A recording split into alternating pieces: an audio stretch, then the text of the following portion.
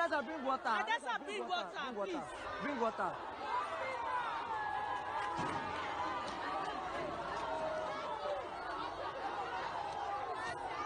Hospital one.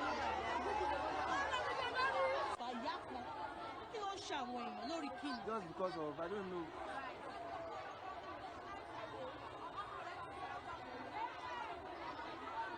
When we went for sermon, wherever it was well organized, I went for sermon and the organization.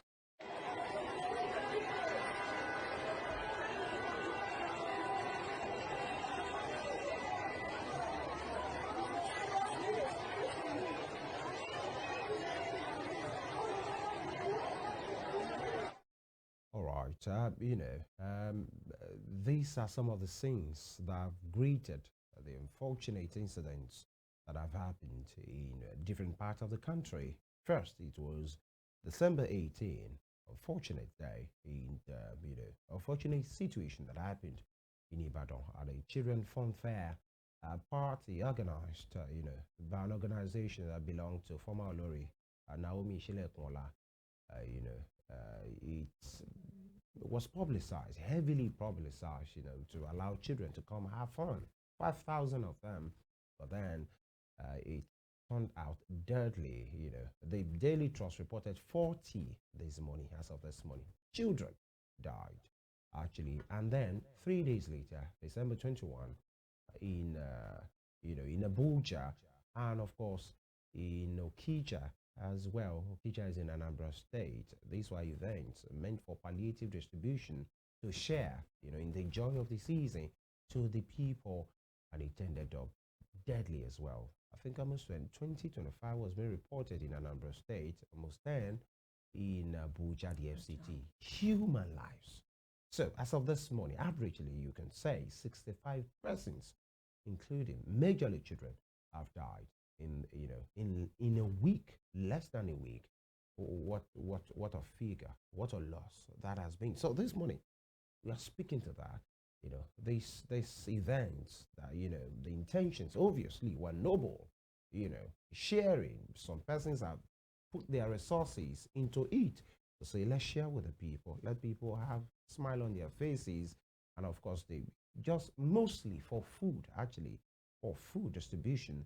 And, in a slide that will be shown in some materials, you will see many of them were prepared for, laid, rows by row, columns by columns, and waiting for the people to come in, and then the sharing will be done, and then all hell, broke loose at these events. Some events like the one in Ibadan, that maybe 5,000 children will be expected, more than double were gotten. So how did we get here as a people? Blames have been thrown here and there, actually, and some have blamed the government to say it is the hunger in the land. Now, this is not the first time, actually, that palliatives will be distributed, and we don't witness this kind of a thing. And it's not just these 3 events. You remember palliative distribution, I think I read it from the Guardian. Is it Guardian, right? Oh yeah, I think it was the Guardian. That date, February, March, in this, and it has to do with palliative distribution. A rice distribution, I think the one that was subsidized or so earlier in the year had deaths. Some persons will come and say, okay, let's just help the people. Deaths will happen, especially this year as well. This is not just happening. You remember the ill-fated job, interview that happened years ago under Abamoro, as the Minister of Labor, that had young people who wanted to have a job, I think immigration jobs at different stadiums, and people died, if you remember. So what is the problem with us? We have been joined this morning to shed more light into is a public affairs analyst, and also he is an Ibadan high chief. Possibly it will have more light to throw into this thing. We have been joined by Oloye Mogaji, Gboyega, Adejumo. Good morning, sir. Thank you for joining us. Well, I'm always going to be welcome anytime that Femi talks to me. And it's all about Nigeria. We want to make it better. So I would say thank you for having me one more time. All right. Thank you, Mogaji. It, especially the one that happened in the last 1 week, happened where you are in Ibadan. I chief. The situation with the Olori Naomi Shilekola event that ended up the way it did, because of time. Actually, Why did you think we get here? Because I read out a number of indices. Some have been blaming the government to say your policies are bad. People have ended up being poor and being hungry. That many persons that would not ordinarily come out for some of these things, they are now vulnerable. That's number one. Number two, many persons are saying, have you seen Nigerians before? We're impatient people, especially when it comes to freebies. Some will say if this happened in a village, they will say they are a bunch of illiterate people, but this happened in Ibadan. Your Ibadan. What happened, Louis? Who made us impatient? Well, if you say we're impatient, there's a causal factor. Who made us impatient? Why we always like this? Or have we been reduced to that needy position that we just cannot wait to exist, not even live? And well, we're talking about it happened at Okija in Anambra State. It happened in Abuja, right? There, the seat of government, where we have all the sources of all our problems. So impatience is everywhere. It's happening in Ibadan simply because Ibadan is the political capital of the Southwest. Everybody wants to relate with Ibadan. Every Yoruba man will probably even have relatives in Ibadan living there. If not that, they even have family houses. It didn't matter whether you come from Oshun or Kiti. Ibadan is that place for all. And again, there must have been a need for the ex-queen to come. Well, everybody in Nigeria has been turned into some kind of needy person, some kind of authorized person. And the fad, which is a very terrible fad, is that everybody's talking of palliatives. I remember my discussion with late Yinka Odumakin's wife, Dr. Joe K. Odumaki. And the idea was, where did these palliatives come from? What exactly has led us to become recipients of palliatives? And what exactly would people determine as the meaning of palliatives? Is it a positive thing? I can assure you that just going to Google, just going to any dictionary, look for the meaning of palliative. Palliative is not anything anybody should be proud of. Palliative is a temporary thing. That is what the definition means. It is a temporary thing to relieve a symptom. And every definition of palliative actually says that it is never meant to address the issue, even if it is mostly in that field where it is used, which is medical. Palliative is actually about medical. It's about, well, you have some kind of fever, so the palliative is to give you something to ease your pain. It's not to address the fever, just for that moment. And then you move on to that which, of course, is to take care of the situation permanently. So why has it become the fad? Why has it become everything that we now hope for? Such that close to 100 people in Nigeria will now be stampeded to death simply because of mere grains. What is the gain in these grains called rights? That, well, the budget was submitted. I remember on the 18th of December, I was actually on a channel's television program. And I wasn't impressed. I wasn't enthused. I was more like indifferent to the same thing that we do every year. They mentioned about 400 and something. And I was telling the crew that interviewed me that break it down to dollars. And I want everybody to challenge me.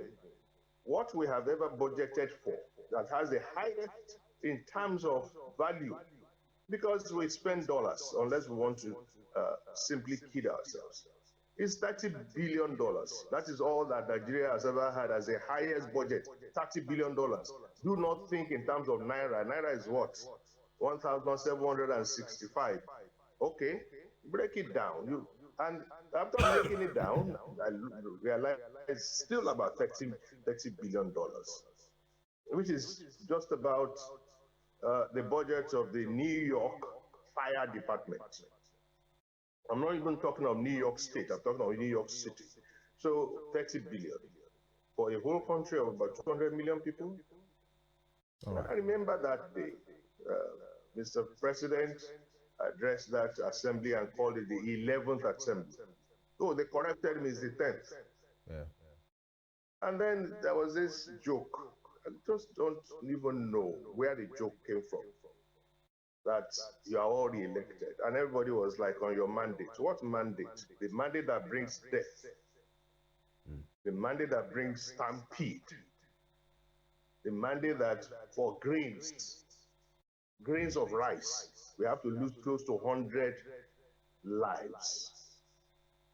We're in trouble in this country. Right. Yeah. Mogaji, quick one.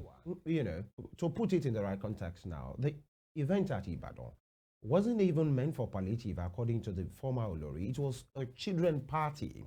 Actually, 5,000 of you come, let's have fun. We'll dance. We'll have all these mascots there. And then at the end of the day, we'll give you something. We'll celebrate together. And this is not the first time. It happened in Osun. It has happened in Ondo as well, that it was supposed to be a children party. That's number one. The one in Okija, there is an organization that does that every year, actually. And they were ready. If you see some of our materials were really now, you will saw that they were very much planned. They've itemized some of these things there. This is what we do. It's from a good heart of an individual who has an organization to celebrate with the people of his community. Same thing happened at our church at the FCT to say this is also exploring and extending, love to the people, even beyond our parishioners. That this was from a good intention, apart from the pains in the land. Now, the question is it a situation of good intention with poor management? Number two, so many persons have said you could have gotten security operatives much more involved. Maybe they were there, went to the police station, give us 2 or 3 persons for orderliness. And they never envisaged that there was going to be this mammoth crowd. And number 3, could we really blame the Nigerian state for all of this? Can I try to answer? Please, sir. You see, you're not being fair to the situation of the people. How so? You're trying to create a bigger problem for those who have lost hope. How? You are trying to demean the humanity in those who have nothing but just a little glimmer. No, not at all, Mogaji. We are just exploring all the angles. Yes, but you are exploring it alone, so maybe I should leave you to it. No, but please go ahead. That's why we have it. If you want to have a conversation, then let's have a holistic conversation. Yes. If you say you are inviting children, in this Nigeria of today, how many parents will want to just set off their children to say, oh, go ahead and attend that program? Even within the community of less than 200, there are going to be seeing cases of kidnapping. There's a program for Ibadan people, but then of course it's on Facebook, so it's everywhere. And even abroad, they will now watch it, Kokoro Alate. Go and watch Kokoro Alate. You will see cases of kidnapping every day. You will see cases of a woman who simply said, I turned around and my child. So you now want a parent in that kind of a situation, which has been created by serious insecurity, to say, okay, there's a possibility of feeding my child and I won't go with that child. So you are putting too much burden on the Nigerian as it is. You want Nigerians to be reasonable. And are those who are the ends of the affairs reasonable? Are we having even enough security? In which case, there is an IG of police in Abuja. There is no state police. How many policemen are in ratio to the population of Nigeria?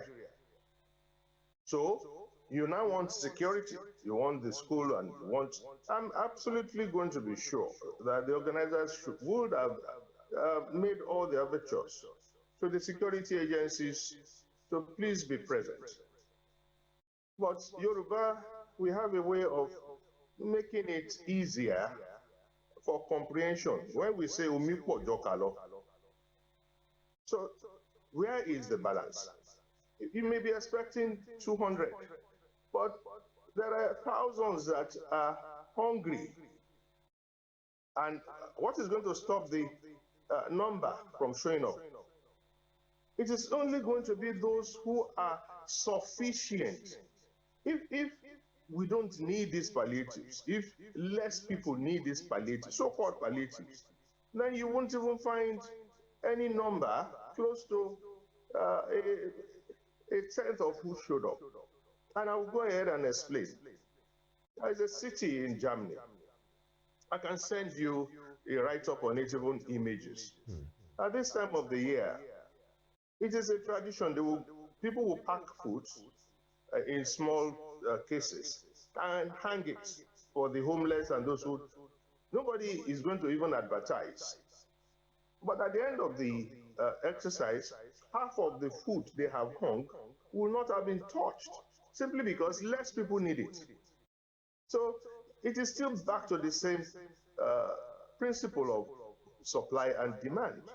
If the number of people who need these grains outweigh by 1,000 the amount of grains you are putting forward for charity, then what do you expect? But again, even if you expected so many, what about the fact that you want to make them to be in an orderly fashion? But something in that person is pushing him to quickly go forward because he's looking at it. We are too many here. What these people have been able to provide is too little. Let me quickly go there and get my own. And that is how the stampede starts. And look, go to bus stops, you see almost the same thing. Go to stadiums, see almost the same thing. People will blame it on impatience, but it is a whole lot more than that. There is hunger. And people are ready to do anything to just feed, if only once a day. Look, there are standards. The United Nations, the WHO, all the bodies that are responsible for managing poverty and the rest, they have said there is a basic irreducible minimal that is to be expected to feed a human in a day. How much is it? Because everything will have to be denominated in dollars. Translate it to Naira and see how many people can afford to feed with 5,000 Naira a day. Because 5,000 Naira a day in 30 days is 180,000. All right. How many people have that to be able to feed? Right. 180,000. When your minimum salary, in fact, we can't call it wage because a wage is a living daily thing. If you say somebody is earning a wage, it is what you earn for a day. But what you earn for a month is a salary of 70,000. When a bag of rice is now 120,000 naira. And what do you expect? You expect people to be orderly? And you expect the organizers to be who? Angels or God? All right. They can only do as much as they can. Yes, sir. I can always blame those who went with that kind of mindset to say, why don't you try and save your life? But I will stop short of putting all the blames on them because it's a systemic problem. Right. And as long as we continue to think in terms of palliative, then we'll be thinking in terms of symptoms. All right. So is it about the symptom now? Is it about palliative or about making sure that there is food security? Now there's a Ministry of Livestock. Is livestock our problem? Are we short of supply of meat? Right. And what is protein anyway? What we are in short of supply are food items, yams, cocoyam, tomato, onions, corn, cassava, So All right. what is happening? We are trying to clear all the road and coastlines from here to Calabar. Where is that sense in us to create farm settlements, to make sure we have farms, to make sure we have land dedicated? Like we did with cassava in 2001, and we flooded the whole of West Africa with Nigerian cassava. Why can't you do it with yam? All right, Mogaji. Why can't you pick? Why can't you pick cocoyam? Right. Our problem is not livestock, All right. and those who even bring the livestock, they don't even eat it. So All right, go sir. to any market, you will see meat. All right. It is not about the scarcity of meat.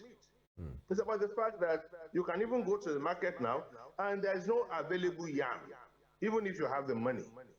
All right. Does that not tell us that rather than say we are having a ministry for livestock, we should say, let us go ahead and deal with the food insecurity and face botany and face all the land that we can grab and All right. say to, look, what is the point in having from here to Elisha about, say, 500 churches on both sides of the road?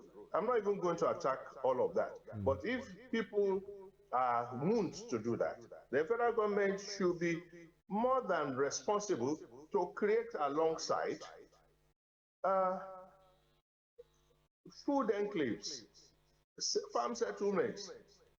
All right. Because of time, sir. Yes. Food. That is what we need. Bring this thing, flood the market, make sure that the prices crash. It is still back to supply and demand. When we have so much in terms of supply, Yes. demand will fall, and so will prices. All right. Our people cannot afford this food. When we were young, Yes. I still remember we have what we call Okechukwu, that is the farm next to the house. And then we can go there and pick vegetables, and our mothers will simply step out. There's a small garden. Right. Okechukwu is what we should serve, but where is Okechukwu now? We now have to have walls, barricades to ward off all manners of miscreants, armed robbers, and all that. So we can't even do Okechukwu. All right, Mogaji, we have to move. Yes, sir. We Yeah. can't go to Okowaju because the Fulani are there. They are killing us. All right. They are raping our wives. They are killing our daughters. They are using our crops to feed their cows. Those are systemic problems that government should face. And so Right. let us begin to look at where the problem is and stop all the palliatives. Let us go and solve this problem. Palliative is just about treating the symptom. The All bigger right. problem is that people cannot feed.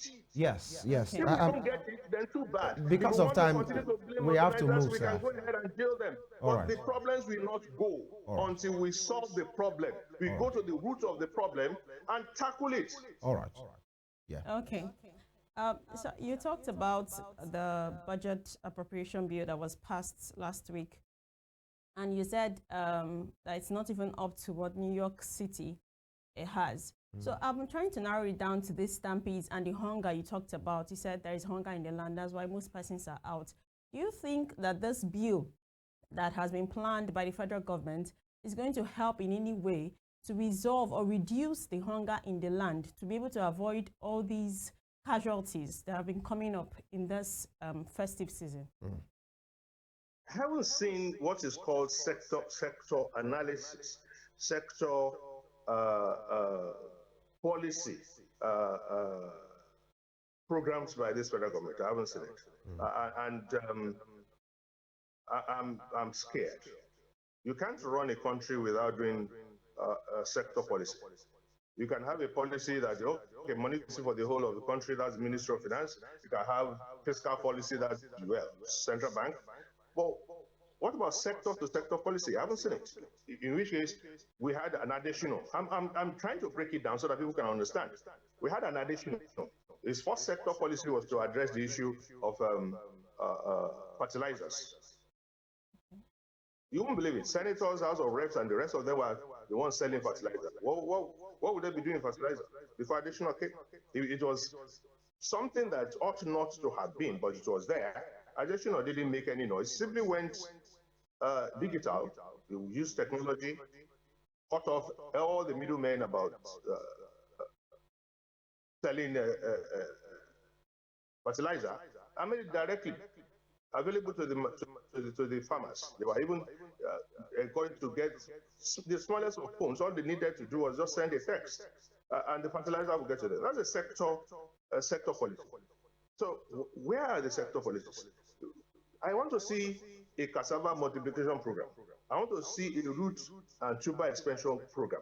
I want to see a vegetable extension program by the government. That's what I want to see. I want to see these sectors in agriculture. And then you move on to something else. If it's transportation, move on to the next sector. Well, all of these things are important. They are the things that can build the society. It is going to be tackling the basic necessities of humanity. You want people to be able to live in dignity, then you have to provide life, not just existence. And what will give life? Food, water, electricity.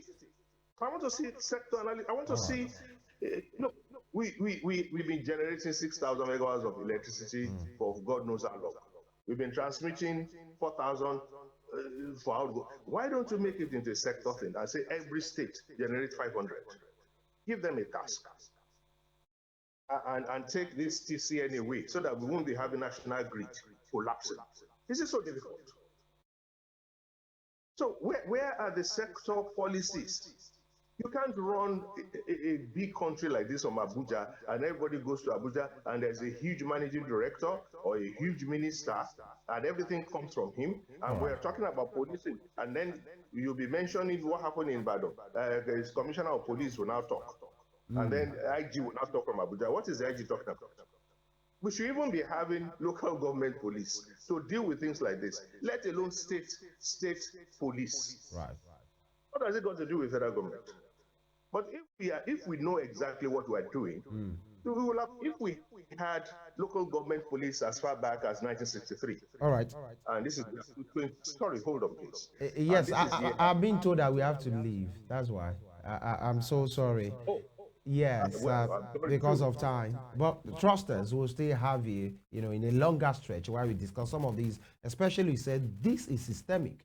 We should not just treat the symptoms. Yeah. There is a problem that we should be tackling. I want to sincerely thank you for your... After this program, please put it on for every subscriber to your television to see. Yeah. The meaning of palliative. All right. This also treats symptom without touching. All right, we'll do that. All right. I want to sincerely thank you, Mogaji, Gboyega, Adejumo, Public Affairs Analyst, and of course, an Ibadan High Chief. Time is really running, in a manner of speaking this morning. We'll go on this quick break. When we return, we talk to safety. This was, partly about safety as well, but then beyond, possibly events and gatherings, we have more to do on our hands, and we have the men in charge here. Stay with us.